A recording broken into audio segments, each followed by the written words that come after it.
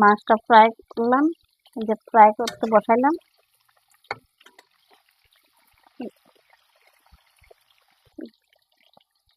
লাল হয়ে গেছে, আর অল্প বাকি আছে। মাছটা হয়ে গেছে ভাজা, গ্যাসটা কমাই দেই, মাছটা উঠাই দেই একটু।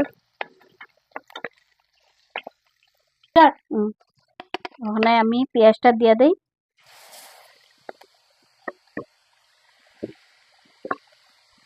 পেঁয়াজটা দিয়ে দিলাম, পেঁয়াজটা ভাজা ভাজা হয়েছে।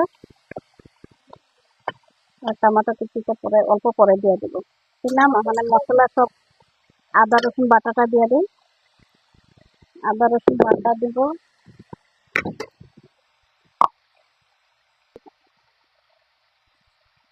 লবণ দিয়ে দিলাম, মশলাটা দিয়ে দিই।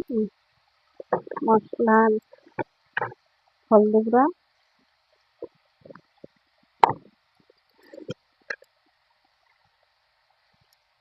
মরচা গুঁড়া দিলাম,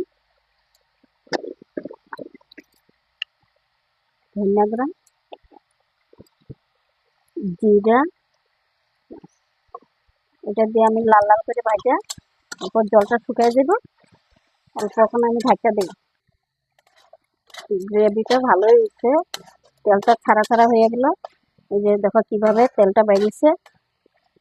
আর অল্প ভাজা হয়ে যায়, তারপরে উপর ঝোল দিয়ে দিব, অল্প জল দিব।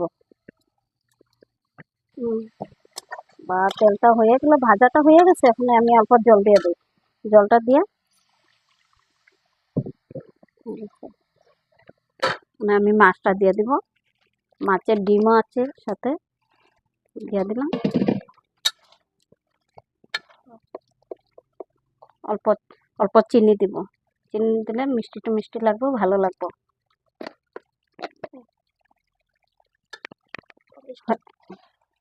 সবজিটা হয়ে গেল, গ্রেভিটা হয়ে গেছে। ওখানে আমি ধনিয়া পাতাটা দিয়ে দিই, ধনিয়া পাতাটা দিয়ে দিই, দিয়ে নামাই। কি সুন্দর কালার এসেছে, জানি না কিরকম হইব খাইয়ে, ভালো হয় নাকি। দেখতে তো ভালোই হয়েছে, খাইতে পা কি হয়। দেখো তো বাবু কেমন হয়েছে, ভাতটা খাইলো তো। ঠিক আছে ভাই বন্ধুরা, সাবস্ক্রাইব করবা, লাইক করবা, কমেন্ট করবা ভালো লাগলে।